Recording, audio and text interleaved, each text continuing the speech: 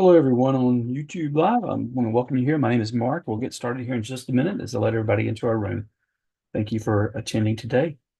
If you have any questions about our services, please reach out to us at 800-492-8523, 800-492-8523.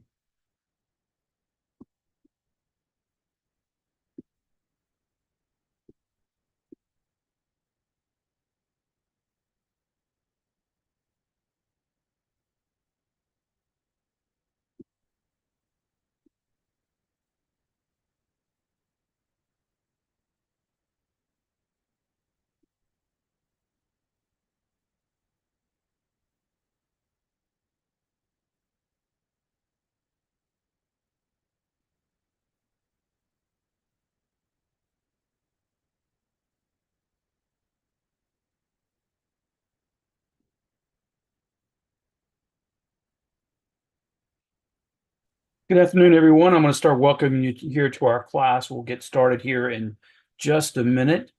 I do appreciate it. And we are live on YouTube today, so I do have limitations.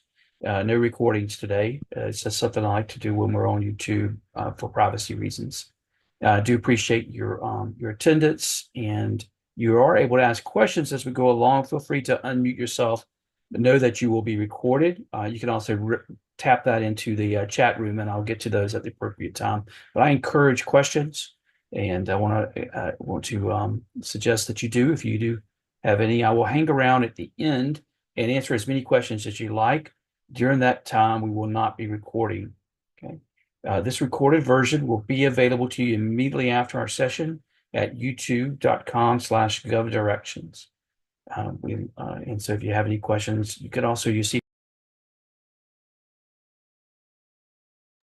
here our contact data. And if you have any questions, you can reach out to us by just direct traditional email, but also feel free to come in here and use our form to allow you to do that. So I want to thank you for coming today. Just check out the room here. Wasn't sure how many people will get here on a Thursday afternoon. We usually get a good crowd. This is one of those topics that sometimes can scare people away when I start talking about artificial intelligence and ChatGPT, and I want to take the mystery out of it for you. And that's the goal today. And we're going to spend probably about 45 minutes together, but not in a rush. Okay, so I'm here to help you out. Just give us, I usually like to get started about 3 after. Okay.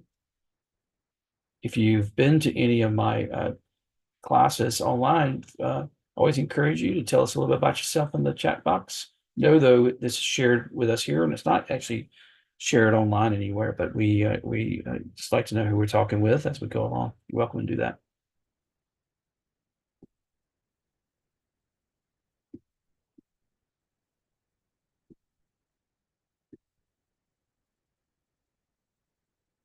So here we are. It's 4:02, and I'll go ahead and get started. For those of you who came on time, I appreciate it, and I'll pause to let folks into the meeting as we go along. But my name's Mark Knowles, and I'm one of the founders of GovDirections, and we certainly do appreciate you using our services to start off with.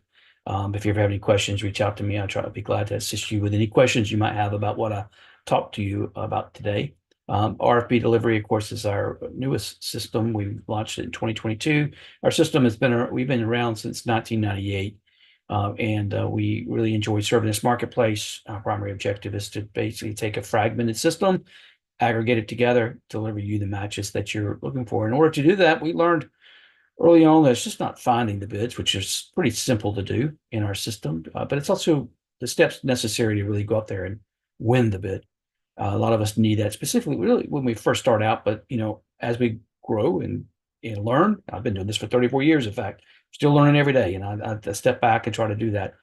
We try to meet those needs and help you with a variety of issues. So we created something called Gov School in our GovDirections YouTube channel, where we have hundreds of hours of videos to really help you out on a variety of topics.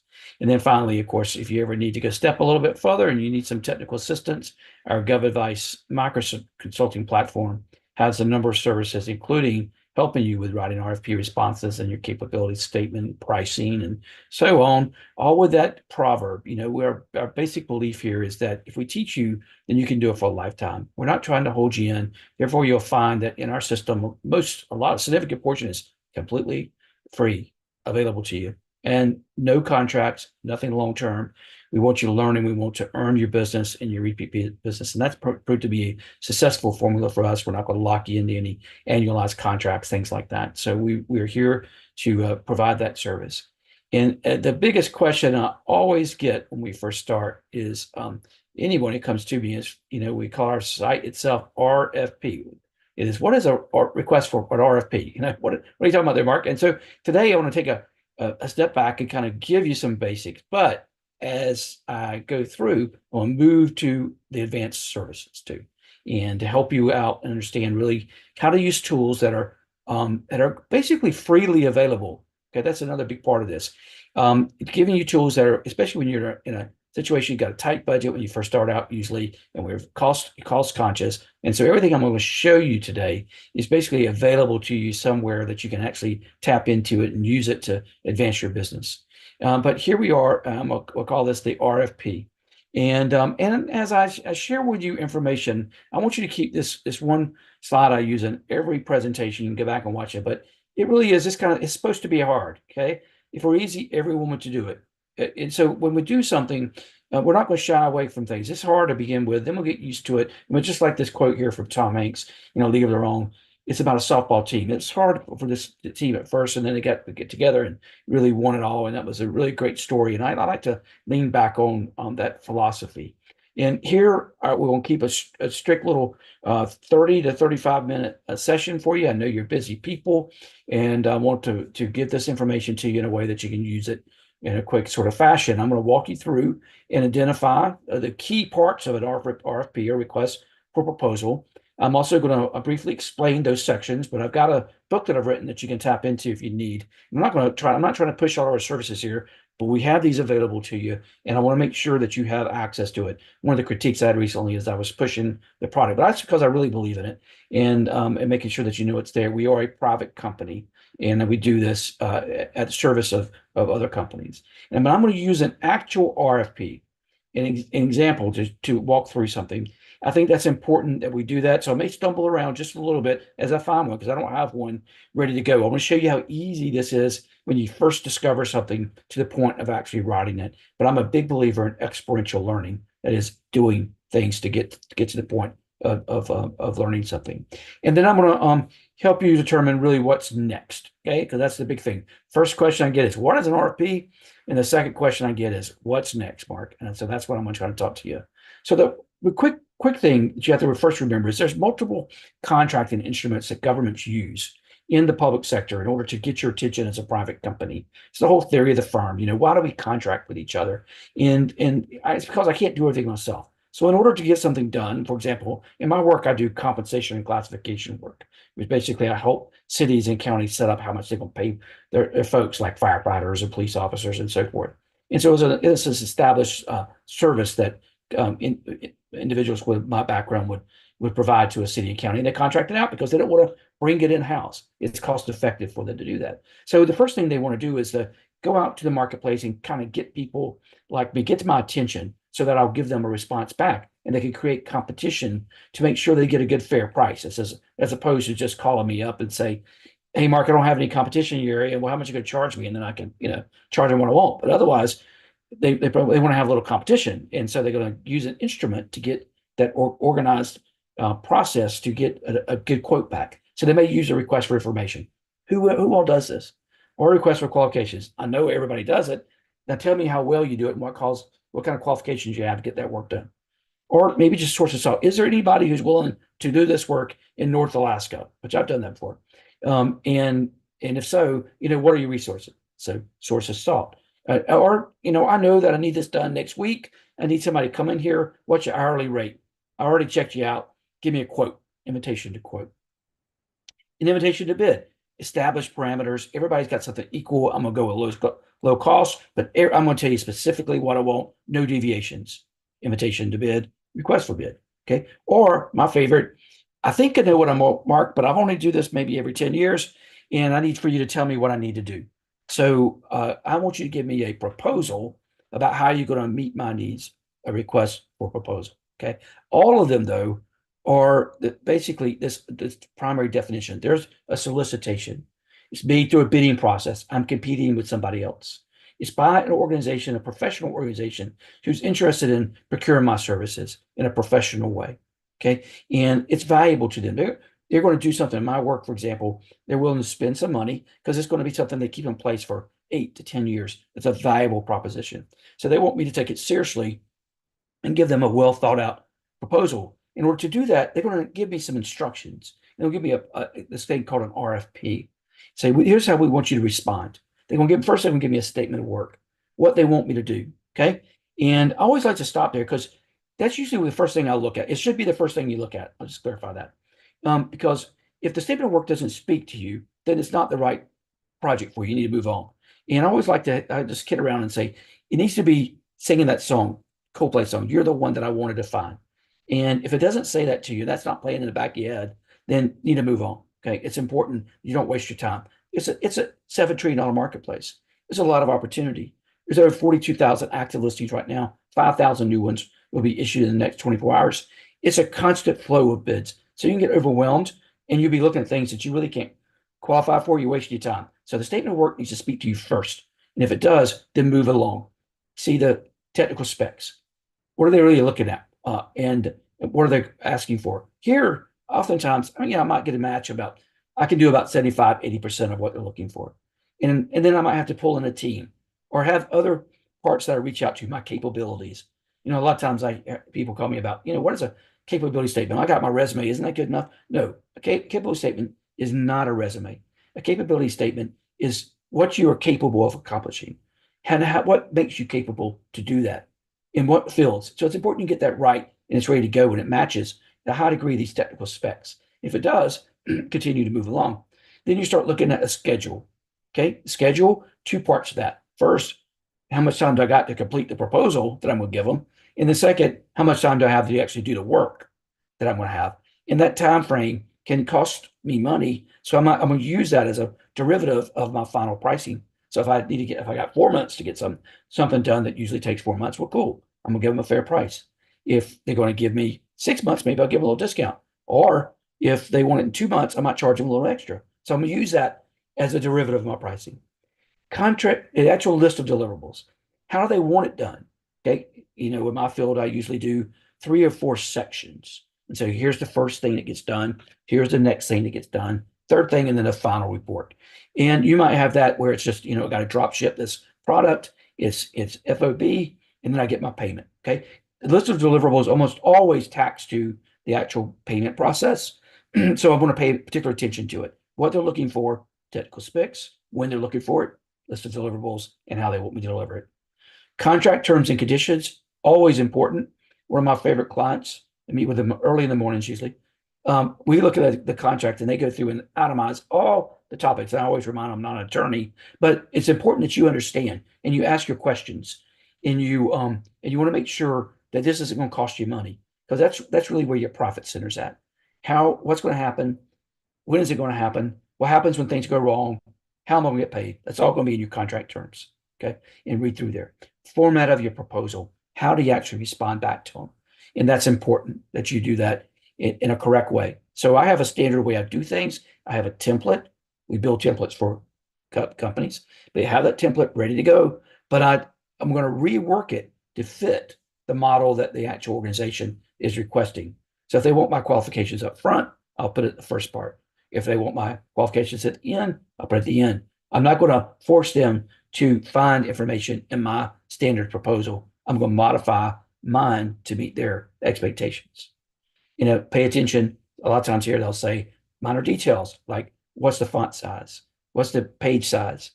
Things that sort of held over from when we were actually doing everything in print. But now it's just as important you don't miss those because you don't want to be ruled what's referred to as non-responsive. That was basically you didn't pay attention.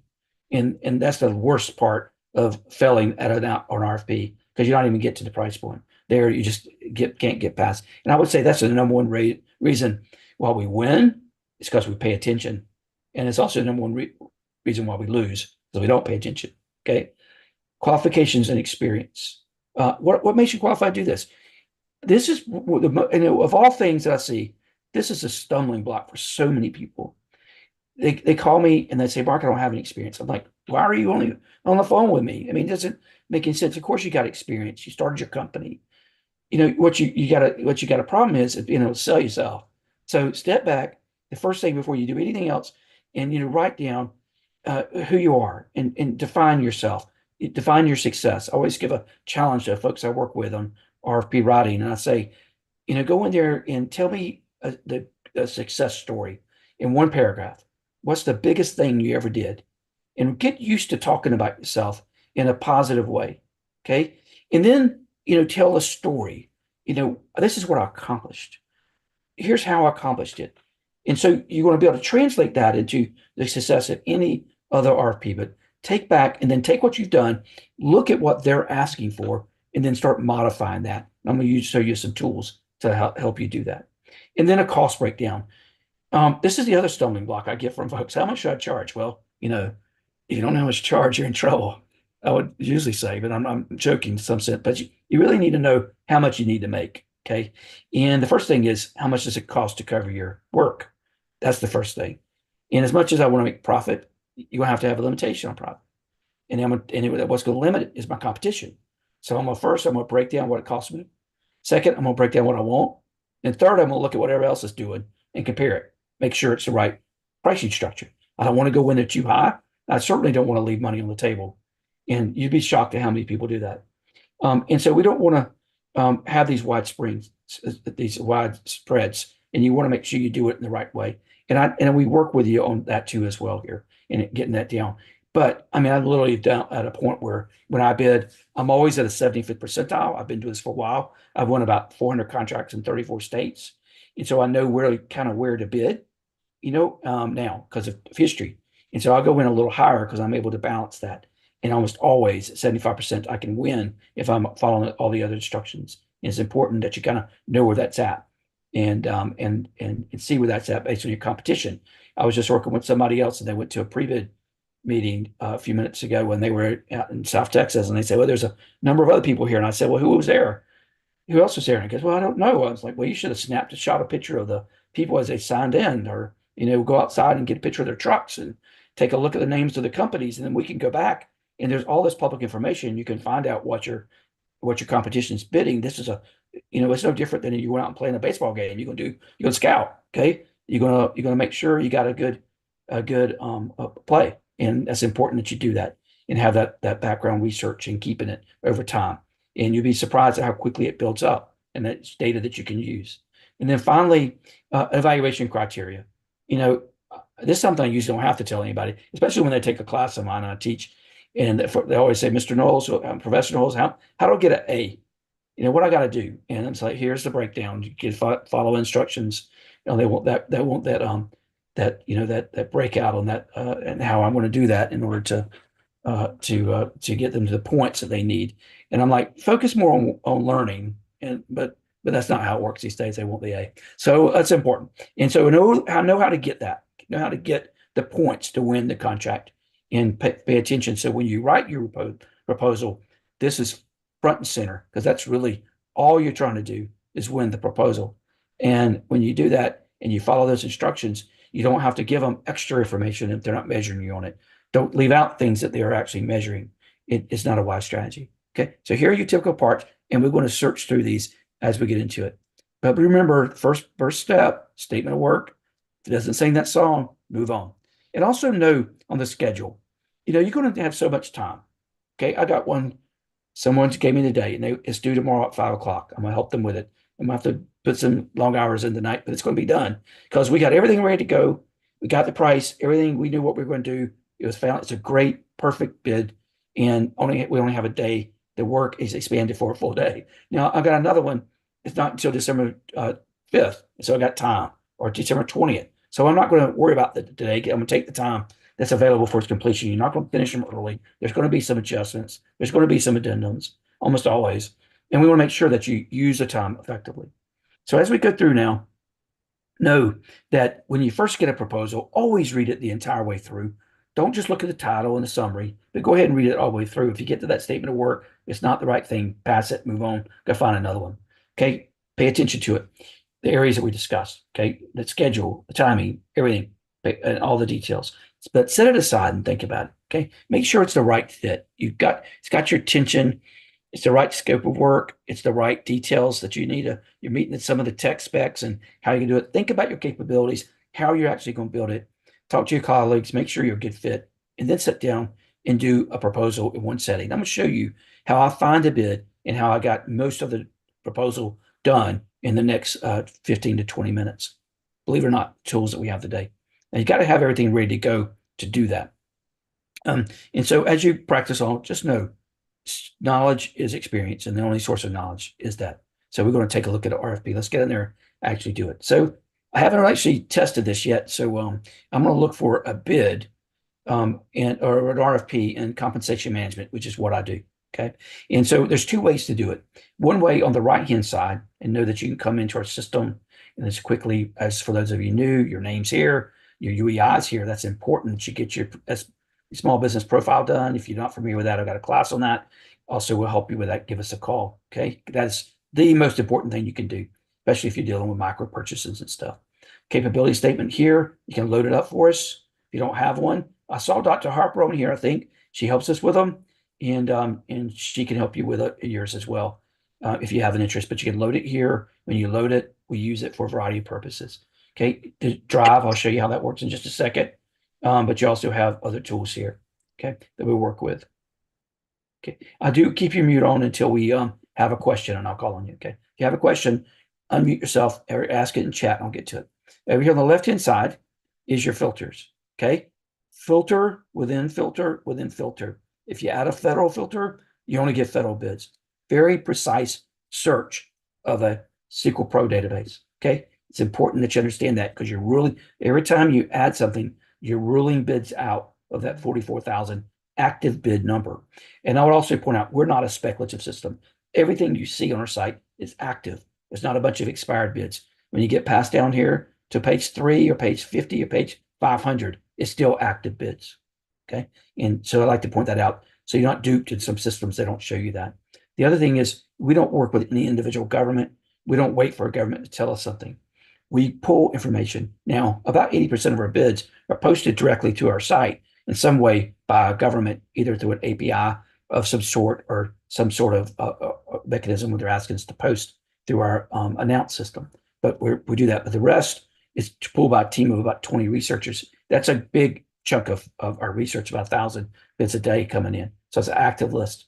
But I can come in here and I can do a quick search, compensation. Okay. And it'll go in, it'll pull bids very quickly and show me those that have compensation in the word in some way. Now, that was actually a pretty big word. Okay. But here's a bid right here that I got on there. Another one in Texas. Texas is like, and that's because Texas recently started a fiscal year, October 1. A lot of folks are in October 1, others in other, January 1. So it's a constant flow. Okay. I'm going to show you just real quickly how I did it that way. Now, if I wanted to be more precise, I could come back and go over here to our filter and I could say, okay, let me look and see. I want to look and see if there's anything in Georgia today. Okay. So maybe compensation, and I'm not even going to use a keyword to start. I'm going to go and actually use one of the categories that we actually work with: consulting, human resources in Georgia. Okay. I'm located in Atlanta, and I don't really work with federal government. Okay. So I'm not going to look at those. Save and filter here. If I save it, I can always store right there in my filters and come back and run that at any given time. I'm sorry, I'm losing my voice for some reason. I should have been a little bit more better. Nothing in Georgia today. I should have done a better search. So let me just broaden my search out a little bit more. Okay. So I got very precise. Now, I know there's bids going to be in Georgia. And so I'm always going to stay there and store that, but just nothing active today. Okay.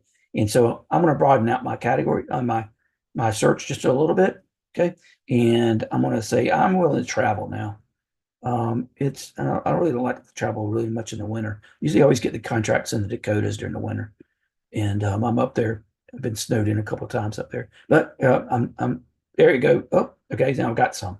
Okay. So here's one in Texas again, that one in Texas, another one in Texas. I don't really want to go to Texas. Let me just kind of look through here, see what's out there as I'm going in. Okay. Staffing consultant is one in Nova Scotia. That might be nice. Texas, California, New York. Okay. So a lot of different projects.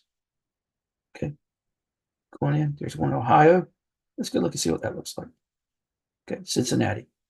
Okay, you step into it. It's of interest to me. Probably a little larger project.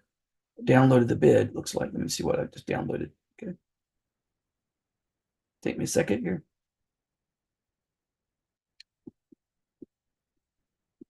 Okay, so direct download of the bid. I'm going to share it with you right here. Okay, I'm going to start with this one. If you've never been to Cincinnati, it's a great town. I love Cincinnati. Been up there a couple times. Okay, so here's the bid. Here's the RFP. Okay, and I step into it and I'm seeing the details here that they might like. Okay, so I've got the details in front of me. First thing I'm going to do, it's of interest to me. Okay, I've checked that out potentially, looked at the introduction, maybe the scope of work. Sometimes it's straightforward. Okay, other times I have to maybe search for it, but it's right here. This one actually is a little bit too big for me. I would not bid on this one because I have indicators I look for. One is I don't want to be over 200 classifications. This is 800. So I would actually walk away from this one. Okay. So you got to know what's really in your wheelhouse and you got to define those. I have about 20 different indicators that I look for. And this one would be too big. It's not that I couldn't do it. It's just that it requires a lot of extra time. And there's a lot of reasons I don't want to do that. And so I just make that as a part of my business model. Okay. And so you have to understand that, knowing that going into it. But I'm going to assume that I do want to do this one. Okay. And so as a part of that, what I'm going to do is going to have my tools readily available and built. Okay. One thing we do here for clients who are in our RFP writing is we help them build that. And I build a drive, basically a free Google Drive. You can do the exact same thing. Come in, have everything ready to go in my process here. I have templates that I have developed and ready. And I have a cover letter, cover sheet, so forth. I have a process where I organize my data. I have a Dropbox where I actually take the information and drag it in. Okay, so like in this one here, I can drag it in, put it into my Dropbox. So anything I want to have there, then I'm not fumbling around looking for it. Okay, I keep my capability statement here.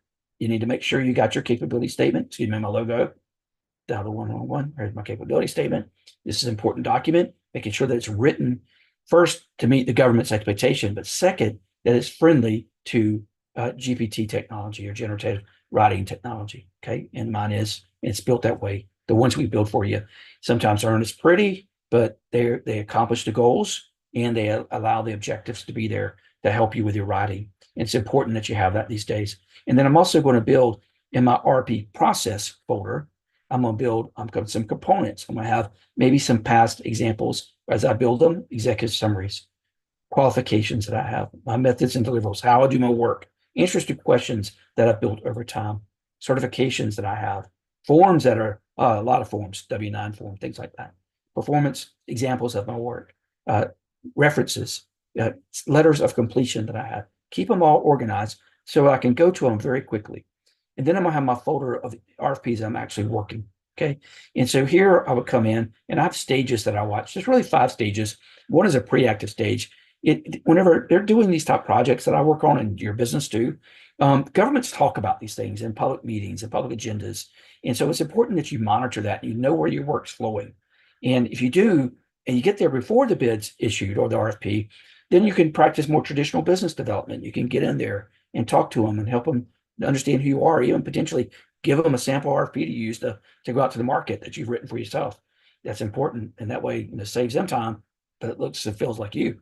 And that's a good way to win business, smart way to win business. But once it gets an actual due date, it goes into a cone of silence and you got to play the game the right way. And that's according to the rules or you'll get ruled ineligible or non-responsive. And you don't want to have that happen. So first thing I do, active, I come in and I start myself a folder. Okay. And I'm going to say, okay, I'm interested in Cincinnati. I'm going to pay attention to the due date on that thing. Let me go back over to my PDF. Okay. And at this point, it's due on November 19th. That's Monday. Oh, goodness. Okay. So I only have a few days to get this done. And it's important that I pay attention to that. Okay. And if my due date changes, I'm going to keep it, change. I'm going to show you some tricks here. Everything I've done so far freely is something that you can do yourself, no cost. Okay. I know there's great systems out there, and if you want to invest in those, makes sense sometimes. But a lot of us on these tight budgets, when you first start, you need these tools to kind of go in there and make it cost effective. So when I get there, I'm actually going to drag and drop my document into this folder. Okay. And there it is. And then everything I do from this point forward, I'm going to keep in the same folder. So if I need to go real quickly, I can get to it. First thing I'm going to do though, is I'm going to start me a response. It's ready. I'm interested. I'm ready to go. Now I have already read through that RFP. I haven't really, but I'm going to pretend like I have. Okay. And I want you to read it all the way through because it makes a lot of sense before you get to this point, especially if you haven't done this in the past. It's important that you read the first couple at least, but then you'll know where to pay attention to. Okay. And I'm going to do that for myself. But then I'm going to go in, I'm going to do a response here. Likely going to go in here and call it by the actual RFP number. And so I can keep them because I'm going to have multiple RFPs going at once. Okay. And this is going to be due November the 19th. Okay. The first thing I want to do is I'm going to go back and I'm going to look. And I think this is in one of the third-party tools that are freely available for you to use. Yeah. And so it is going to be, I can do it online. Now you may be required to register these sites, but you can do that for free. There's no charge for that. But every local government now is mandated to give that to you at free and no expense. And so for you to register for every single local government, it's 140,000 agency. It doesn't really make a lot of sense to do that. You register with SAM, you register with a state that you're in, and then the largest county in your area and stop there. And then you only register when you need to. Okay. Otherwise, you'll get all kind of data flowing your way. You don't really need that much data. It'll get confusing to you. And it's important that you maintain order in this. Otherwise, you end up with a lot of chaos. You don't want chaos. Okay. So here I'll go in and I'm going to create myself a little table. Okay. And on that table, I'm going to start me just a free tool to help me monitor my action items. Okay. And you can do this. Go in, do user drop down features, project status, and then each action items. I'm going to make sure I don't forget to register. Okay. That's the first thing. And get the details on the actual bid. Okay. But the next thing I'm going to do is actually start dissecting this bid. Okay. And in order to do that, I'm going to go in and actually see what's required. Okay. As I go through here, all the details. Okay. And then we'll go in evaluation criteria. Remember, I told you about that. Okay. And and going in and learn what these are. Everything I do is going to be built to try to get these points. Okay. And if you look here, cost is set 25 points. That means 75% is something else. Okay. And some of these are really kind of give me's, but if I got everything else, then I don't have to be low cost. Okay. And that's important for you to remember because everybody's thinking about price. I'm not going to go in on this project because I can get the other 75 points. I'm not going to go for all 25 points here. I could get 20 points and still win this, maybe 15 points and still win it. So I'm going to go up a little bit on my price.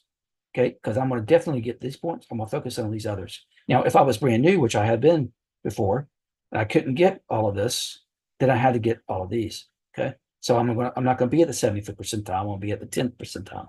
That means that nobody's going to be bidding lower than me.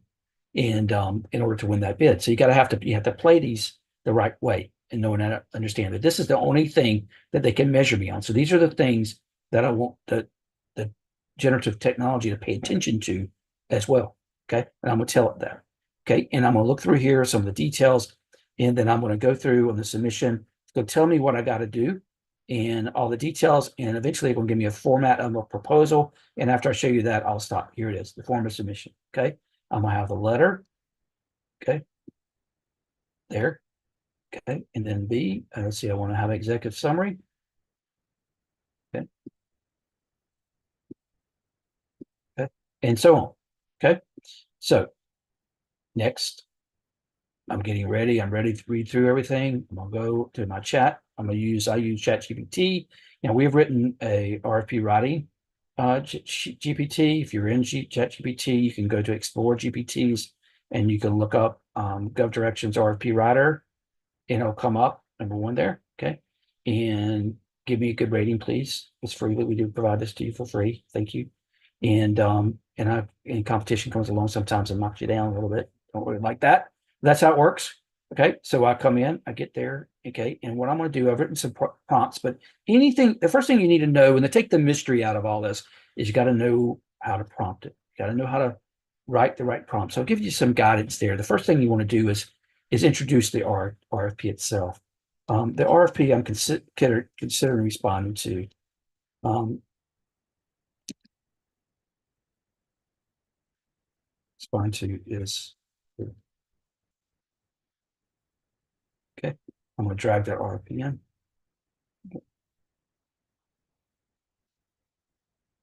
Please summarize. It's going to do that anyway. RFP and focus on the evaluation.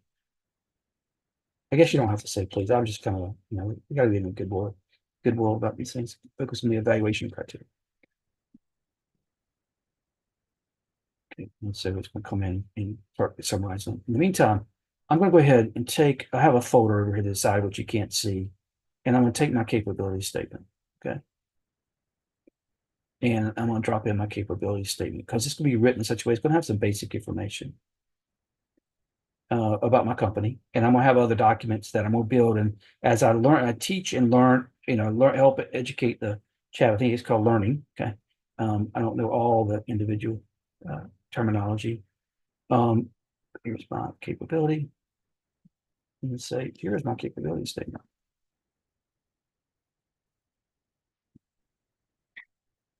Please match my capabilities to the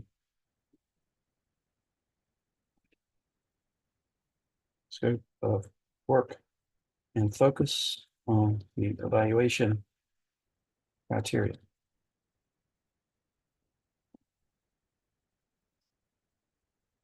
Prepare a cover letter summarizing how my capabilities match the RFP's requirements. Got to spell that right. And I'm gonna let it go do the work. But it's already started learning and building details as it's going along. Okay. And so it's going to come in. And so in the meantime, I'm going to go back over here and I'm going to start down here, my sections. I'm going to sit in and I'm going to break. Okay. My section break. Okay. I'm going to keep it all separated out. And here's going to be my cover letter. Okay. Now I'm going to have ready to go my logo. Okay. Insert. Let's see here. Image. Tools. Insert image. There it is. My drive. Insert image. Drive. My logo should be on here now. I help other clients and their logos will probably come up too. Let's see.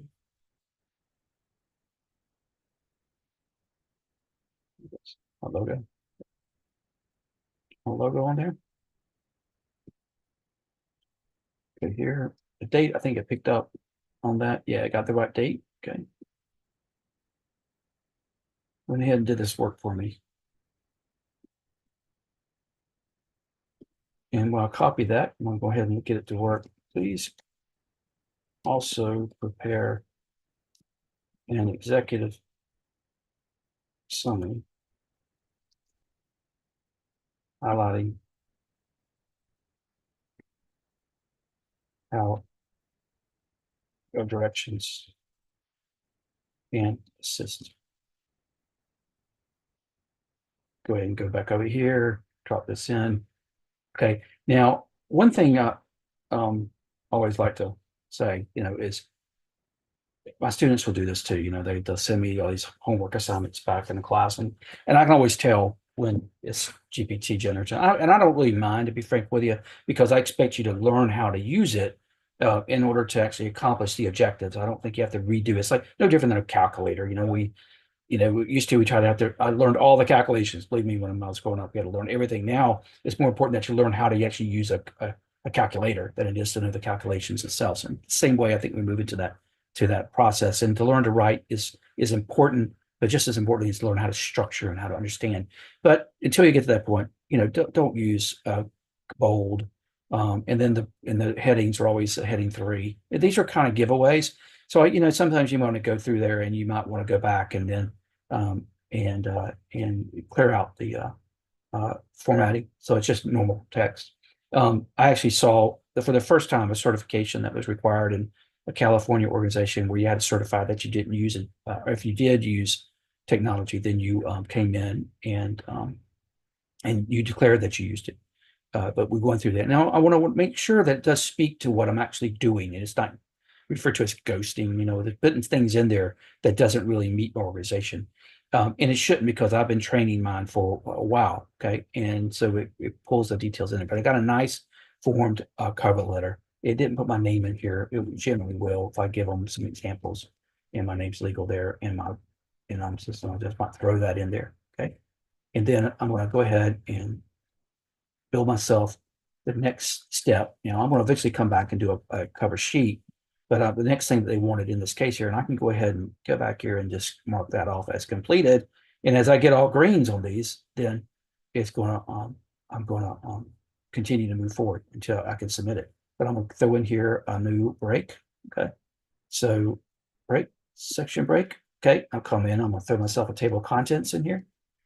Easy enough tool that Google allows you to do. Okay, insert table of contents, and it's going to use, believe it or not, it's just amazing how this all works. The headings that the GPT gives to actually build out your table of contents too. So I'll come back in, do my executive summary, drop it in, okay, and maybe I'm actually starting with a page break at this time. Insert break, page break, and then I can come back up and generate this, regenerate, okay, and it shows me a table of contents, okay. So I'm moving forward very quickly, okay, and I might go back in and say, this would give me an outline. Now I'm not going to, at some point you got to do your own work, okay, but until I get to that point, I'm going to say, build a full proposal response based on the scope of work and deliverables required. Highlight areas that match the evaluation criteria. Okay, it's about prompting. Okay, so it still requires thought. Okay, in how you do things, and this will send me in here. Okay, so we'll get people coming in here. Okay, and so then that's going to be like, give me a full proposal. Okay. Now, I'm not going to take their table contents probably. I'm just going to come back in. And from this point, I'm actually going to start maybe in section 2, because I had them had to go ahead and build me an executive summary there. And I may go ahead and just copy this in, but then determine exactly what I need to do in terms of changing it so that it fits. Okay. So it's not going to write everything for itself. In the meantime, I'll come to over here, and I'm going to continue to go in and clean up. Okay, prompt it the right way. Got it ready to go. Okay, and here I might actually even reword this and call it something else, but I don't know yet. When I get finished, that's when I'll come back and actually build it all back so it makes a lot more sense. Okay, so while it was writing for me, okay, I'll come back in. I may change some of these headers. Okay, looks like it's about concluded. Okay. Another dead giveaway, it always puts in conclusion. I may want to change that, not just put conclusion. Okay. Here we go, and drop it in. Okay. And the other is they put these lines in there, drop out the lines. Okay. Okay. It numbers things very similarly. I always drop out my numbers. Doesn't really make a lot of sense to number. Okay. And it's a proposal. Okay. So you're going to take those kind of things out. Okay. And I might call this about us instead. Detail. Okay, that's your methods. And it should have built. Now I'm gonna go back through and I'm gonna check it all off, because I'm gonna have up here a checklist. Remember the checklist I did? And I'm gonna make sure that ChatGPT or the generative technology that you use is building it in the way that was required. And then I'm gonna go back. If it didn't, I will massage it. But it just saved me a lot of darn time. Okay, it really did. I just can't, time is so important as we go into this. And making sure we do it right. We don't want to miss something, but you want to, so you want to check off. So the time I want you to really spend is on the checklist. Okay. You build a checklist and then let the systems help you do some of the actual final work product. Okay. And then you can go back in it and massage it and make sure it really fits you and has your flavor. As you train it, it will happen. And you're adding more and more examples. You see all these others that I have done. And but it is important in the final versions that you work with that your writing style is present in some way, and that it really does reflect the flavor of your organization and what I call the flavor, and that is the nice things, the good things you want to highlight. Okay, and as you go through that, and so what I've done here for you, and as I built a proposal for you using the tools that are readily available for you to come in and use. Nothing here costs really anything. Things that you can do yourself is cost effective. And so I'm gonna go over here. If you want to start adding some questions, I'm gonna stop in just a minute and answer some questions. But first, we're at the 4:45 mark, and I said I would be here for 45 minutes. And I've got a 10-page proposal pretty much written. I'm gonna have to do my pricing, things like that. And believe it or not, GPT can help me with pricing and give me some summaries. We did this just yesterday with a client, and we have multiple pages of information for the client to do a lot of different analysis and give us a good pricing point. I'm going to see where we head at with that, see how close we got to it. But I want to thank everybody on YouTube Live for joining us, and those who take a look at this a little bit later. Feel free to reach out to us at our number here. Is contact information is at rfpdelivery.com. And there's our phone number as well as a get in touch form that you can use.